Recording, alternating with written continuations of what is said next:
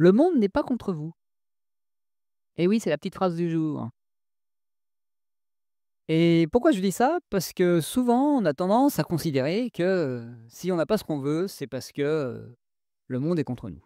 Que ce soit notre compagnon, que ce soit notre, boss qui refuse de nous donner une augmentation, que ce soit, ces politiques qui changent les lois et qui rajoutent plus de pression fiscale, financière ou autre, plus de législation, et cetera, et cetera.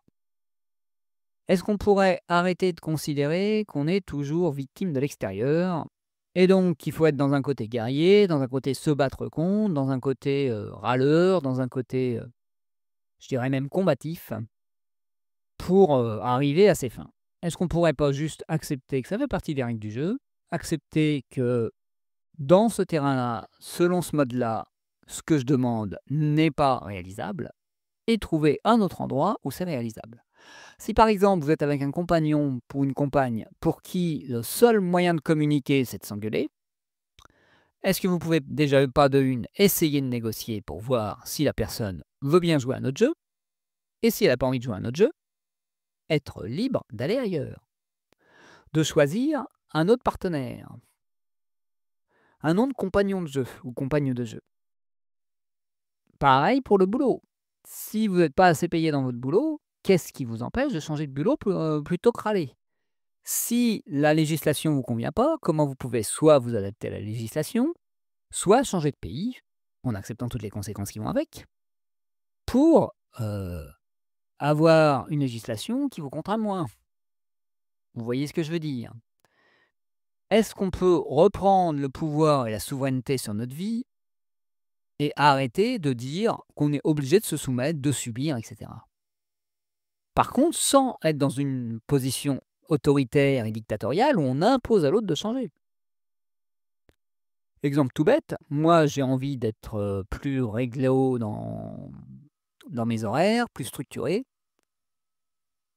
Pas avant, je voulais à tout prix que ce soit, entre guillemets, «ma façon de vivre» qui soit, dominante. J'avais un «désir» entre guillemets de qu'on soit sur la même longueur d'onde, voilà, avec ma compagne.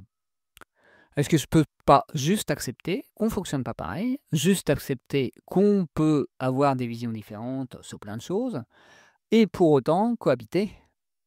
Du moment que, la cohabitation, est adaptée à ce qu'on veut vivre tous les 2. Parce que oui, derrière ce côté, «le monde est contre moi», il y a un côté, il y a 2 choses. Il y a un côté «je veux être guerrier et donc je me nourris de la guerre et je me nourris du conflit» et donc un côté vouloir pas lâcher, vouloir être dans une, être nourri par cette intensité émotionnelle de on ne me reconnaît pas, on me rejette, on voilà, on me prend pas en compte et cetera. Plein de blessures du passé qui peuvent, expliquer cette tendance magnétique à vouloir toujours avoir du conflit dans sa vie. Et aussi, on peut avoir un côté où, ça nous donne de bonnes excuses pour ne pas, prendre soin de nous, ne pas nous faire passer en premier, ne pas réaliser nos rêves. Quand on est en mode victime et qu'on est en mode, «Ah c'est l'extérieur qui est contre moi», «Ah oui mais c'est pas de ma faute».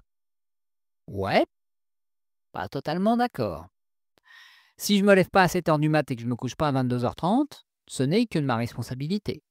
Certes, ça demande d'être ferme et de s'autoriser à, ne pas faire certaines choses et à, entre guillemets, «négocier» avec des parties de moi qui aimeraient aussi combiner la chèvre et le chou. Mais au bout d'un moment, combiner la chèvre, le chou, le loup et tutti quanti et toute la ferme et toute la ménagerie, c'est pas possible. Il y a un moment pour tout et parfois on ne peut pas, tout avoir. On peut avoir tout, mais pas en même temps. Et donc il faut accepter aussi, de faire des sacrifices. Et c'est ça souvent derrière le côté, «Ah ouais, mais le monde est contre moi».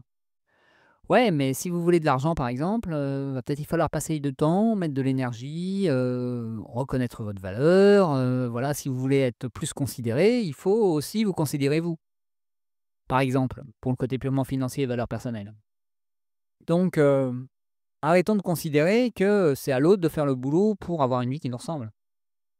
C'est aussi à nous de, se retrousser les manches de prendre soin de nous. Et quand je dis se retrousser les manches, c'est surtout pour se faire un câlin.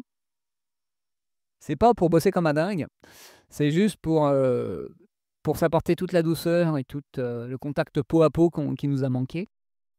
Et nous dire: «OK, je te soutiens, je t'encourage dans cette voie, ça va pas être simple. Tu vas peut-être pas être entendu par l'extérieur. L'extérieur va peut-être te paraître contre toi, mais tu as le droit. Et vas-y, et tu vas trouver un monde, tu vas trouver des compagnons de route, tu vas trouver un environnement où on sera d'accord avec ta vision du monde.»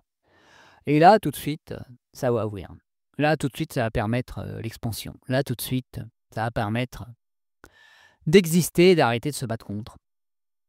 Voilà tout ce que je vous souhaite dans votre rapport au monde et dans votre rapport à vous. Et voilà ce que j'avais envie de vous partager aujourd'hui. Et donc, comme d'habitude, n'hésitez pas à partager, commenter, noter, vous abonner à ce podcast et à me contacter si vous voulez, vous aussi, que je vous accompagne à lâcher la guerre et à être en paix de plus en plus avec vous-même et à vous autoriser à construire votre propre monde sans vouloir détruire l'ancien monde ou le monde actuel.